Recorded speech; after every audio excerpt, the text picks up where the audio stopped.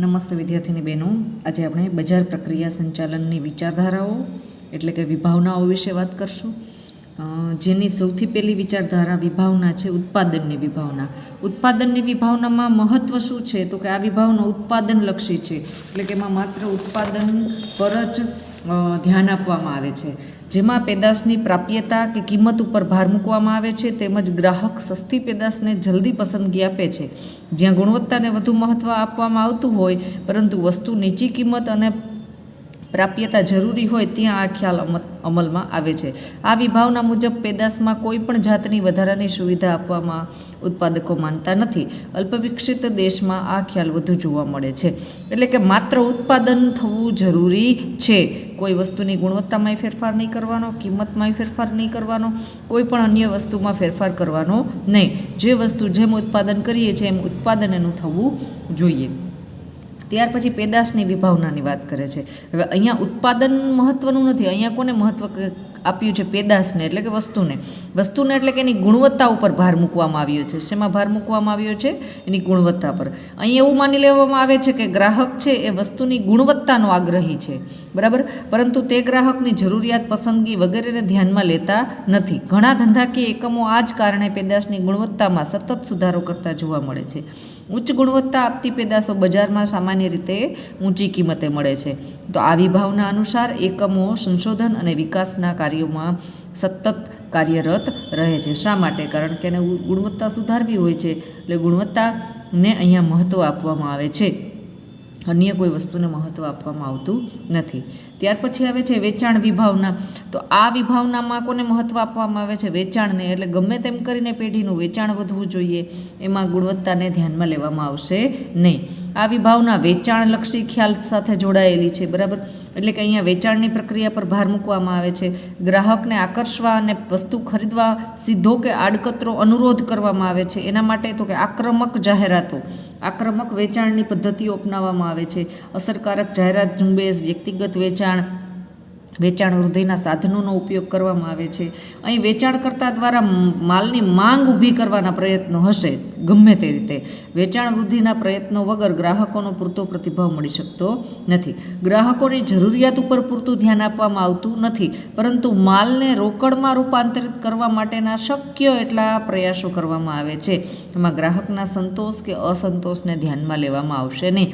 માત્ર કેન્દ્ર સ્થાને શું હશે તો કે માલનું ગમે તે રીતે વેચાણ કરવું. ત્યાર પછી આવે છે બજારીય વિભાવના. આ વિભાવનાને માર્કેટિંગના ખ્યાલ કે વપરાશલક્ષી ખ્યાલ તરીકે પણ ઓળખવામાં આવે છે. એક માર્કમાં પૂછાઈ શકે, બરાબર. આ ખ્યાલમાં ગ્રાહકોની જરૂરિયાત, તેમની પસંદગી, ટેવ, શોખ વગેરેનું સંશોધન કરી તેને અનુરૂપ પેદાશનું ઉત્પાદન કરવામાં આવે છે. માત્ર પેદાશ કરવું કે માત્ર વેચાણ કરવું એ જરૂરી નથી, પણ ગ્રાહકોને શું જોઈએ છે, એની પસંદગી શું છે, એનું એનાલિસિસ, એનું સંશોધન કરી અને પછી વસ્તુનું ઉત્પાદન કરવામાં આવે. એટલે કે આ બજારીય વિભાવનામાં ગ્રાહકને મહત્ત્વ આપવામાં આવે છે કે ગ્રાહકની જરૂરિયાત અનુસાર ઉત્પાદન કરીએ. ગ્રાહક બજારનો રાજા છે, તે અનુભૂતિ સાથે દરેક પ્રવૃત્તિ ગ્રાહક કેન્દ્રી હોય છે. તેના આધારે જ માર્કેટિંગ અંગેની નીતિ નક્કી કરવામાં આવે છે. હરીફો કરતાં વધુ અસરકારક અને કાર્યક્ષમ રીતે પોતાની વસ્તુ પહોંચાડવાનું અને ગ્રાહકને સંતોષ આપવાનું લક્ષ્ય આ ખ્યાલમાં હોય છે. ઉપરના ખ્યાલ કરતાં માર્કેટિંગ વિભાવના વધુ આધુનિક છે. શા માટે? તો કે એમાં ગ્રાહકને અને સમાજને ફાયદો થાય એ બાબતને ધ્યાનમાં લીધી છે. ત્યાર પછી આગળ આવે છે સામાજિક વિભાવના. તો સામાજિક વિભાવનામાં એના નામ પ્રમાણે આપણે સમજી શકશું કે આમાં કોને ધ્યાનમાં લેશે? સમાજને. સમાજલક્ષી વિભાવના તરીકે પણ ઓળખાય છે. એટલે કે ગ્રાહકની જરૂરિયાતને પ્રાધાન્ય આપવાને કારણે બજારીય વિભાવનાની ઘણી ટીકાઓ થઈ કે ભાઈ એમાં ખાલી ગ્રાહકની જરૂરિયાતને જ ધ્યાન આપવામાં આવે છે બજારીય વિભાવનામાં. તો માર્કેટિંગના ખ્યાલમાં ગ્રાહકની જરૂરિયાત જાણી તેને સંતોષવાનો પ્રયત્ન કરવામાં આવે છે, પરંતુ તેનાથી ગ્રાહકનું કે સમાજનું કે રાષ્ટ્રનું હિત જોખમાવવું જોઈએ નહીં. સાથે સાથે કુદરતી સાધનોનો બગાડ થવો જોઈએ નહીં. આ વિભાવના મુજબ દરેક ધંધાકીય એકમે બજારીય સંચાલનના કાર્યો એવી રીતે કરવાના કે જેનાથી ગ્રાહકોની જરૂરિયાતે સંતોષાઈ જાય અને પર્યાવરણને પણ ઓછામાં ઓછું નુકસાન થાય. એટલે કે બજારીય વિભાવનામાં માત્ર ગ્રાહકની જરૂરિયાત ધ્યાનમાં લીધી, સામાજિક વિભાવનામાં ગ્રાહકની જરૂરિયાત સાથે સાથે સમાજને, પર્યાવરણને પણ મહત્ત્વ આપ્યું છે. તેથી જ ઘણા એકમો પેકિંગમાં પ્લાસ્ટિકનો ઉપયોગ ઓછો કર્યો છે અને ઉત્પાદનની પ્રક્રિયામાં ઝેરી વાયુઓનું પ્રમાણ બને તેટલું ઓછું રાખશે. ગ્રાહકો જે તૈયાર ખોરાક તેના શરીરને હાનિકારક ન હોય તેવા જ પૌષ્ટિક અને શુદ્ધ પ્રકારના ખોરાકો જ ગ્રાહકને વેચવામાં આવશે. આને નિયંત્રિત કરવા કેટલાક રાજ્યોએ ફેટ ટેક્સ પણ દાખલ કર્યો છે. તેવી જ રીતે વાતાવરણમાં ઝેરી વાયુનું ઓછું પ્રદૂષણ થાય, અવાજ પ્રદૂષણ ઓછો થાય એવો ખ્યાલ પણ આ સામાજિક વિભાવનામાં ધ્યાનમાં લેવામાં આવે છે. તો અહીંયા આપણે 5 વિભાવના જોઈ, બરાબર. પહેલી વિભાવના હતી ઉત્પાદન વિભાવના, પછી પેદાશ વિભાવના. ઉત્પાદન વિભાવનામાં ઉત્પાદનને પ્રાધાન્ય આપવામાં આવે છે. પેદાશ વિભાવનામાં વસ્તુની ગુણવત્તાને, વેચાણ વિભાવનામાં વસ્તુનું વેચાણ વધારવા બાબત, બજારીય વિભાવનામાં ગ્રાહક મહત્ત્વની છે અને સામાજિક વિભાવનામાં ગ્રાહકની સાથે સાથે સમાજનું પણ ધ્યાન રાખી અને ધંધો કરવાનું કહેવામાં આવ્યું છે, બરાબર. હવે આવે છે નેક્સ્ટ મુદ્દો, માર્કેટિંગ મિશ્ર. ઉત્પાદકો પોતાની પેદાશ એટલે કે વસ્તુને બજારમાં સફળતાપૂર્વક દાખલ કરવા માટે અને તેના બજારને ટકાવી રાખવા માટે જે વિવિધ નીતિઓનો સમૂહ અપનાવે છે તેને માર્કેટિંગ મિશ્ર કહે છે. વસ્તુ ઉત્પાદન કરી અને બજારમાં પહોંચાડવા જે કાંઈ પણ વ્યૂહરચના તૈયાર કરે છે એ માર્કેટિંગ મિશ્ર. માર્કેટિંગ મિશ્ર એ ઘટકોનો સમૂહ છે જે એકમોના નિયંત્રણમાં હોય અને તેનો ઉપયોગ ગ્રાહક સંતોષ ઊભો કરવા માટે થાય છે. બાહ્ય પર્યાવરણ ઉપર ધંધાકીય એકમોનો કોઈ અંકુશ હોતો નથી, પરંતુ આ ઘટકો ગ્રાહકોને સીધી રીતે અસર કરે છે. તો આ અસરને ઓછી કરવા અને માર્કેટિંગ મિશ્રનો ઉપયોગ કરવામાં આવે છે. બીજા શબ્દમાં કહીએ તો બજારીય મિશ્ર, માર્કેટિંગ મિશ્ર એ એવા બજારીય સાધનોનો સમૂહ છે કે જેનો ઉદ્દેશ્ય શું છે તો કે બજારીય ઉદ્દેશ્ય હાંસલ કરવા માટે ઉપયોગી બને છે. માર્કેટિંગ મિશ્રમાં 4 બાબતોનો સમાવેશ થાય છે. 4P એટલે કે પેદાશ, એની કિંમત, એની વિતરણ વ્યવસ્થા અને એની અભિવૃદ્ધિ. આ 4 વસ્તુ, બરાબર. 4P, પેદાશ એટલે પ્રોડક્ટનો P, કિંમત એટલે પ્રાઇસનો P, વિતરણ એટલે જે તે જગ્યા, જે તે સ્થળ, પ્લેસનો P અને અભિવૃદ્ધિ એટલે કે પ્રમોશનનો P. માર્કેટિંગ મિશ્રની આકૃતિ આપેલી છે, પરીક્ષામાં પૂછાય તો આ જ પ્રકારની તમારે આકૃતિ બનાવવાની રહેશે, બરાબર. પહેલાં તો પેદાશ આવશે, પેદાશ પરથી શું નક્કી થશે, કિંમત નક્કી થશે, પછી એને ગ્રાહક સુધી પહોંચાડવાની વિતરણ વ્યવસ્થા કરવામાં આવશે અને ત્યાર પછી જેમ બને એમ ધંધામાં અભિવૃદ્ધિ થાય, વસ્તુમાં પેદાશમાં અભિવૃદ્ધિ થાય એના તરફ ધ્યાન આપવામાં આવશે. જેમાંથી પહેલાં ખ્યાલ વિશે આપણે વાત કરીએ. માર્કેટિંગ મિશ્રના પહેલાં P વિશે એટલે કે પેદાશ એટલે કે પ્રોડક્ટ. પેદાશ એ માલ કે સેવા સ્વરૂપે હોઈ શકે. આપણે વસ્તુની ખરીદ વેચાણનો ધંધો કરીએ છીએ તો માલ, આપણે કોઈ સેવા પૂરી પાડીએ છીએ તો એ સેવાને પણ આપણે પેદાશ જ કહી શકાય. ગ્રાહકોની જરૂરિયાત સંતોષી શકે. પેદાશ એ માર્કેટિંગ કાર્યનું ઉદ્ભવ બિંદુ છે. વસ્તુ એ જ ઉદ્ભવ, ત્યાંથી જ ધંધો શરૂ થાય છે, જેના દ્વારા ગ્રાહક પોતાની જરૂરિયાતો સંતોષી શકે છે. તેથી પેદાશ એ બજારીય સંચાલનની પ્રક્રિયાનું શું છે, હાર્દ છે. વસ્તુ જ ના હોય તો એ માર્કેટિંગ મિશ્રની જરૂરત ઊભી થશે નહીં. પેદાશ મિશ્રમાં પેદાશને લગતા જુદા જુદા નિર્ણયોનો સમાવેશ થાય છે. ગુણધર્મો, પેકેજિંગ, બ્રાન્ડિંગ, લેબલિંગ, વેચાણ પછીની સેવાઓ વગેરેનો. પેદાશ મિશ્રમાં ગ્રાહકની જરૂરિયાત સંતોષવા માટેની બધી જ પ્રવૃત્તિઓ થાય છે. તેમાં નવી પેદાશ બજારમાં મૂકવી, પેદાશમાં જરૂરી ફેરફાર કરવા, વેચાણ પછીની સેવા આપવી, પેદાશના સંદર્ભમાં ફરિયાદ હોય કંઈ તો એનું નિવારણ કરવું, આ બધી બાબતોનો સમાવેશ ક્યાં થાય છે, પેદાશની અંદર થશે. પેદાશ મિશ્રમાં આ ઉપરાંત બ્રાન્ડિંગ, પેકેજિંગ. બ્રાન્ડિંગ એટલે કે એને નામ આપવું, બ્રાન્ડ આપવી, એનું બરોબર પેકેજિંગ કરવું અને ટ્રેડમાર્ક વગેરે મૂળભૂત પ્રક્રિયાઓ પણ આ પેદાશમાં જ સમાવેશ થાય છે. તો આપણે આ પ્રક્રિયા વિશે હવે થોડું સમજવાનું છે કે પેદાશનું બ્રાન્ડિંગ એટલે શું. બ્રાન્ડિંગ એટલે એનું બ્રાન્ડ એટલે કે નામ, બરાબર. દરેક ઉત્પાદક છે એ પોતાની પેદાશને હરીફની પેદાશથી અલગ પાડવા માટે બ્રાન્ડિંગ જરૂરી છે. બ્રાન્ડિંગ એ ઉત્પાદનની પ્રતિષ્ઠા છે. આપણે જાણીએ છીએ, બરાબર, અલગ અલગ વસ્તુ બ્રાન્ડની હોય છે, બરાબર. દાખલા તરીકે કપડાની વાત કરીએ તો ટીમ સ્પિરિટના હોય, એજીઓના હોય, બરાબર. આપણે બૂટ ચપ્પલની વાત કરીએ તો વુડલેન્ડના હોય, રેડ ચીફના હોય. તો એ બધી શું થઈ તો કે કંપનીના પોતાના નામ છે એ આ દુનિયામાં એક બ્રાન્ડ તરીકે ઓળખાય છે. બ્રાન્ડિંગ ઉત્પાદકની પ્રતિષ્ઠા ઘટે છે અને ગુણવત્તાની ખાતરી આપે છે. આ માટે ઉત્પાદક પોતાની પેદાશ ઉપર કોઈ પણ નામ લગાવે, સંજ્ઞા લગાવે, કોઈ ચિત્ર દ્વારા કે કોઈ નંબર આપે કે કોઈ નિશાની તરીકે ઓળખવામાં આવે છે. ચોક્કસ નિશાનીવાળો માલ ગ્રાહકો સહેલાઈથી ઓળખી જાય છે. દરેક પેદાશને નામ આપવામાં આવે છે જે બ્રાન્ડ તરીકે ઓળખાય છે, બરાબર. આપણે સામાન્ય રીતે બજારમાં સાબુ ખરીદવા જઈએ તો કોઈ પણ નામ વગરનો સાબુ આપણને આપશે તો આપણે નહીં ખરીદીએ. શા માટે? કારણ કે દરેક ગ્રાહકોના મનમાં એક બ્રાન્ડની ખાસ અસર બેસેલી હોય છે કે આપણે મેડિમિક્સ કંપનીનો સાબુ જ ઉપયોગ કરીએ છીએ તો આપણે એ જ પ્રકારનું પેકિંગ જો હશે, એ જ બ્રાન્ડનો સાબુ હશે તો જ આપણે ખરીદશું. આ બ્રાન્ડને કાયદાકીય માન્યતા મળતા રક્ષણ મળે છે, જેને ટ્રેડમાર્ક કહેવાય છે. એટલે કે મેડિમિક્સ કંપની છે એ એના મેડિમિક્સ નામના ટ્રેડમાર્ક મેળવી લઈએ તો અન્ય કોઈ સાબુ બનાવનાર કંપની છે હવે એના સાબુનું નામ મેડિમિક્સ તો ન જ રાખી શકે, બરાબર. એટલે એ શું મેળવી લીધું કહેવાય? એને એના બ્રાન્ડ ઉપર ટ્રેડમાર્ક મેળવી લીધો કહેવાય. આ બ્રાન્ડ પેદાશને આગવી ઓળખ આપે છે. જ્યારે પેદાશનું નામ નક્કી કરવામાં આવે ત્યારે એના ગુણધર્મોને ધ્યાનમાં લેવામાં આવે છે કે એ વસ્તુ કઈ પ્રકારની છે એ અનુસારનું નામ રાખવામાં આવે છે. પેદાશનું નામ કોઈ ચોક્કસ, અર્થસભર અને જલ્દી યાદ રહી જાય એવું રાખવામાં આવે છે. નામ અને નિશાની નક્કી કરવામાં ઘણીવાર સંસ્થાની ફિલસૂફી એટલે કે સંસ્થાની જે ફિલોસોફી હોય, એના આઈડિયા હોય એને ધ્યાનમાં રાખી અને નામ નક્કી કરવામાં આવે છે.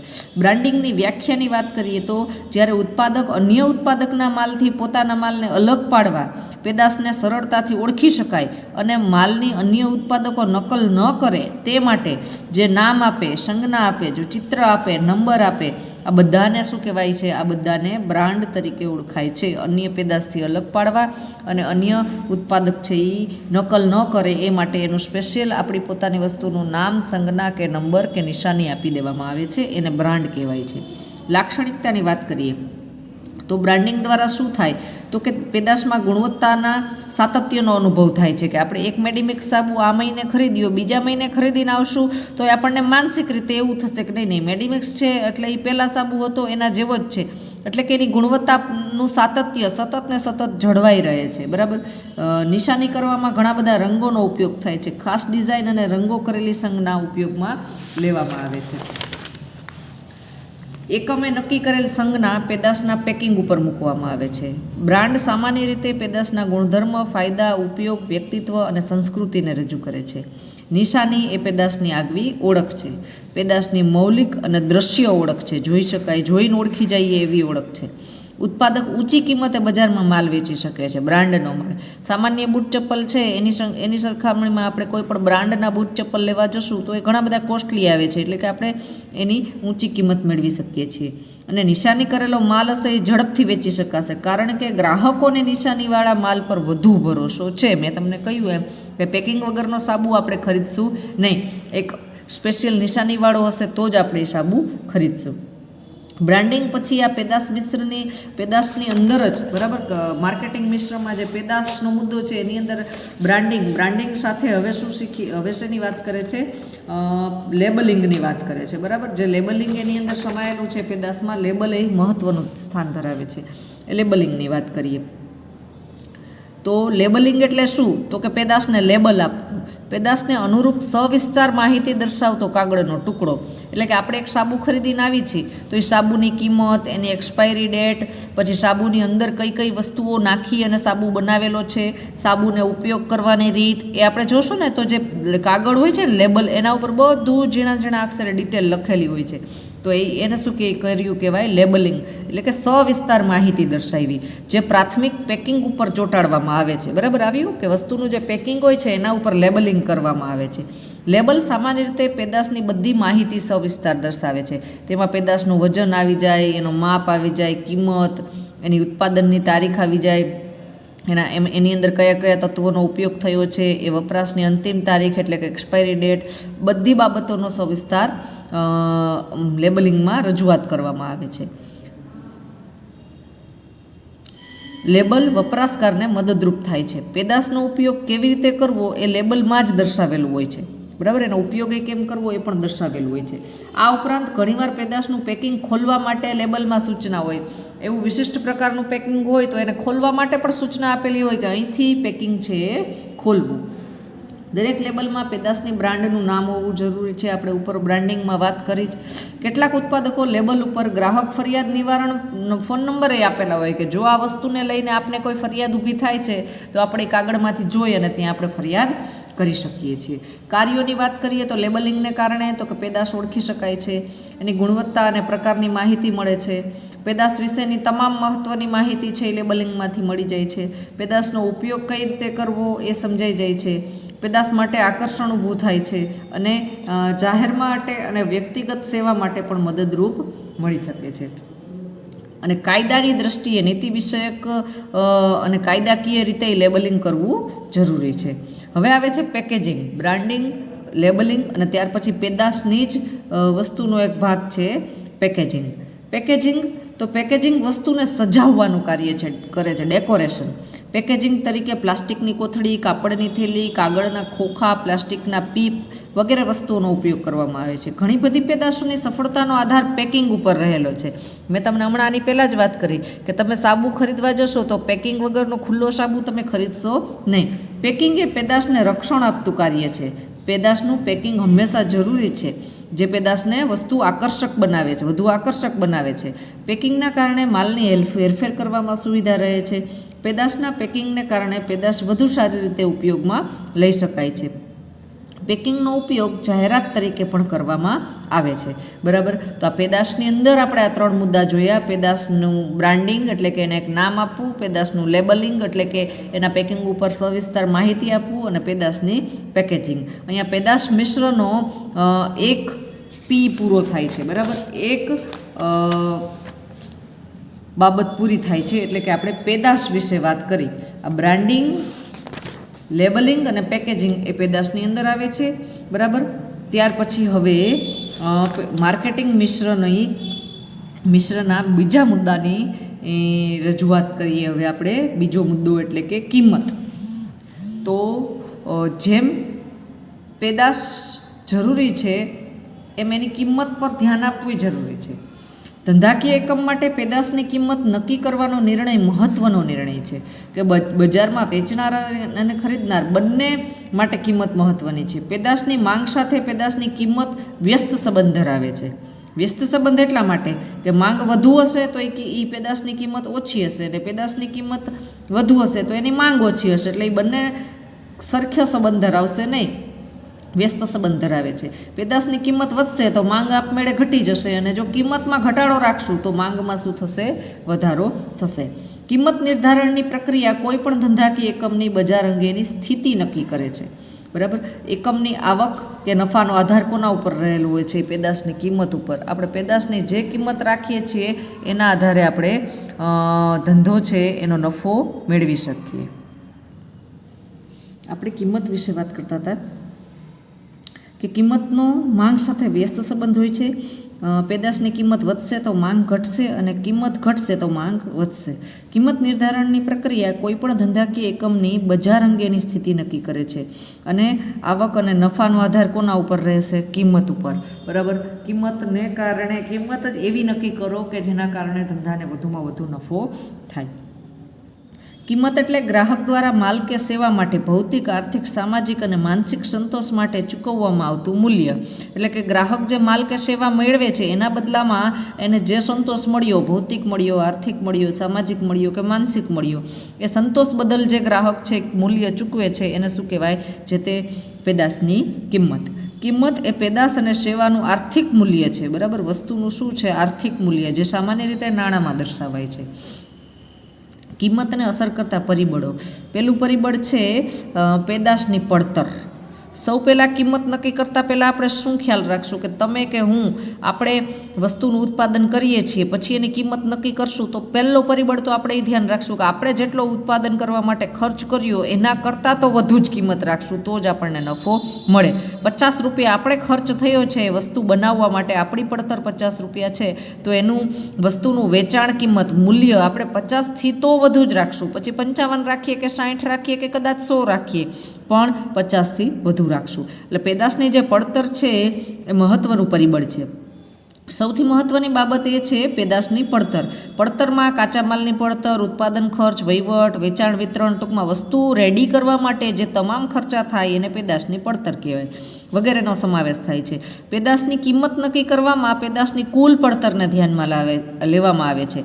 નવી પેદાશ જ્યારે બજારમાં મૂકવામાં આવે ત્યારે એના પર જે વિવિધ ખર્ચાઓ થયા હોય છે એ તમામ ખર્ચ પેદાશની વેચાણ કિંમતમાંથી જ વસૂલ કરવામાં આવે છે. કોઈપણ સંજોગોમાં પેદાશની પડતર કરતાં ઓછી કિંમત ક્યારેય રાખી શકાય નહીં. તો આપણે ધંધો જ ન કરી શકીએ, બરાબર. પેદાશની પડતર કરતાં તો આપણે એની વેચાણ કિંમત, એનું મૂલ્ય વધુ જ રાખવું પડે. પેદાશની માંગ. પેદાશની માંગ કેવી છે એના પર પણ કિંમત આધાર રાખે છે. પેદાશની માંગ પર ગ્રાહકોની રુચિ, ખરીદનારની સંખ્યા, ખરીદ શક્તિ, હરીફોની સંખ્યા વગેરે અસર કરે છે. જ્યારે માંગ વધુ હોય ત્યારે થોડી ઊંચી કિંમત રાખી શકાય, પણ જો વસ્તુની માંગ જ ઓછી હોય તો આપણે પેદાશની કિંમત નીચી રાખવી પડે, તો જ આપણી વસ્તુનું વેચાણ થઈ શકે. જ્યારે હરીફોની સંખ્યા વધુ હોય અથવા હરીફોની પેદાશની માંગ વધુ હોય ત્યારે પણ આપણે આપણા પેદાશની કિંમત ઓછી રાખવી પડે, અથવા તો હરીફોની કિંમત જેટલી જ રાખવી જરૂરી બને છે. જો હરીફોની સંખ્યા ઓછી હોય તો આપણે વધુ કિંમત રાખી શકાય, તો આપણી સામે કોમ્પિટિટર જ ઓછા છે તો આપણી વસ્તુની કિંમત ઊંચી હશે તોય આપણે એ વસ્તુ વેચી શકશું. પણ જો હરીફોની સંખ્યા વધુ છે તો આપણે આપણી વસ્તુની કિંમત હરીફની કિંમત જેટલી જ રાખશું તો જ આપણી વસ્તુનું વેચાણ થશે. એટલે કે બજારમાં પેદાશની માંગ કેટલી છે એના પર પણ કિંમત આધાર રાખે છે. બજારમાં હરીફાઈ, તો હમણાં આપણે આ પેદાશની માંગમાં જ વાત કરી કે બજારમાં હરીફાઈનું પ્રમાણ છે એ પણ અસર કરે છે. જેમ હરીફાઈ વધુ, જેમ હરીફોની સંખ્યા વધુ, તેમ ઉત્પાદક હરીફાઈયુક્ત કિંમત રાખે. એટલે કે હરીફોનો સામનો કરવા, તેમને પરાજિત, હરાવવા માટે કે પ્રવેશ મુશ્કેલ બનાવવા વ્યૂહરચનાના આધારે કિંમત નક્કી કરશે. જો બજારમાં પેઢીની પ્રતિષ્ઠા ખૂબ સારી હોય તો હરીફ કરતાં વધુ કિંમતે વેચી શકીએ છીએ, પણ સામાન્ય રીતે હરીફો જેટલી જ કિંમતે વસ્તુ વેચી શકાય. સરકારી અને કાયદાકીય અંકુશો. વસ્તુની કિંમત નક્કી કરવા માટે સરકારી અને કાયદાકીય અંકુશો પણ લાગુ પડે છે. ધંધાકીય એકમ બજારમાં ઇજારાશાહી ભોગવતું હોય તે સામાન્ય રીતે વધુ કિંમત વસૂલ કરે. આવા ધંધાકીય એકમો ઉપર સરકાર જાહેર જનતાના હિત માટે અંકુશ મૂકે છે કે ઘણા ધંધાકીય એકમો છે એ વધુને વધુ કિંમત વસૂલવા માંડે તો સરકાર છે એના ઉપર શું રાખે છે? અંકુશ. આ ઉપરાંત કેટલીક ચીજ વસ્તુના ભાવ વધુ પડતા વધઘટ થતા હોય ત્યારે પણ કાયદાકીય અંકુશ મૂકવામાં આવે છે અને તેને ધ્યાનમાં લીધા વગર કિંમત નિર્ધારણ કરી શકાય નહીં. સરકાર તેના ઉપર નિયંત્રણાત્મક પગલાં લે છે. જીવન જરૂરી દવા, પેટ્રોલ, ડીઝલ, વર્તમાનપત્ર, કાગળ વગેરે ઉપર સરકારની નજર સતત ને સતત હોય છે, જેથી એની કિંમત પર નિયંત્રણ રાખી શકાય. પછી તો કે ઉદ્દેશ્ય આધારિત કિંમત નક્કી કરવી. કે કિંમત નક્કી કરતી વખતે મુખ્ય ઉદ્દેશ શું છે? પેલું એમ કહે છે કે મહત્તમ નફો. જો ઇજારાશાહી જેવી પરિસ્થિતિ હશે, એટલે કે બજારમાં આપણે એક જ વસ્તુનું વેચાણ કરનાર વ્યક્તિ હશું, તો ધંધાકીય એકમે ઘણા બધા સંશોધન ખર્ચ પછી પેદાશ બજારમાં મૂકી હોય ત્યારે પોતાના ખર્ચાઓ વસૂલ કરવા મહત્તમ નફો મેળવવાનો ઉદ્દેશ્ય રાખે છે કે આપણો જ ઇજારો છે તો આપણે વધુને વધુ નફો મેળવી શકશું. બજારમાં મોખરાનું સ્થાન મેળવવા. ઘણીવાર બજાર હિસ્સામાં સૌથી આગળ આવવા માટે પેદાશની કિંમત ઘણી જ ઓછી રાખીએ છીએ, જેથી ઓછી કિંમતે વધુ ગ્રાહકો આપણે આકર્ષી શકીએ. હરીફાઈમાં ટકવા માટે. આપણે હરીફોની સંખ્યા વધુ છે અને આપણે ટકવું છે તો આપણે હરીફોની પેદાશ જેટલી જ કિંમત અથવા તો તેનાથી ઓછી કિંમત રાખીએ તો જ ટકી શકીએ. તો આ ત્રણમાંથી આપણો ઉદ્દેશ્ય શું છે? આપણો ઉદ્દેશ્ય મહત્તમ નફો કમાવાનો છે, મોખરાનું સ્થાન મેળવવાનો છે કે હરીફાઈમાં ટકવાનો છે, એ અનુસાર આપણે વસ્તુની કિંમત નક્કી કરી શકીએ. પછી આવે છે આર્થિક સ્થિતિ. તો જે તે દેશની આર્થિક સ્થિતિ પણ પેદાશની કિંમત ઉપર નક્કી કરવા પર આધાર રાખે છે. જો દેશની આર્થિક પરિસ્થિતિ સારી હોય તો વધુ કિંમત રાખવામાં આવે છે, અને જો બજારમાં ધીમા આર્થિક વિકાસને કારણે મંદીની સ્થિતિ હોય તો વસ્તુની કિંમત ઘટાડવામાં પણ આવે છે. ખરીદ વર્તણૂક. ગ્રાહકોની વર્તણૂક, ગ્રાહકોનો વસ્તુ પ્રત્યેનો વિચાર ધારા શું છે, એની વર્તણૂક શું છે, પેદાશની કિંમતનો નિર્ણય લેવા માટે મહત્ત્વની બાબત છે.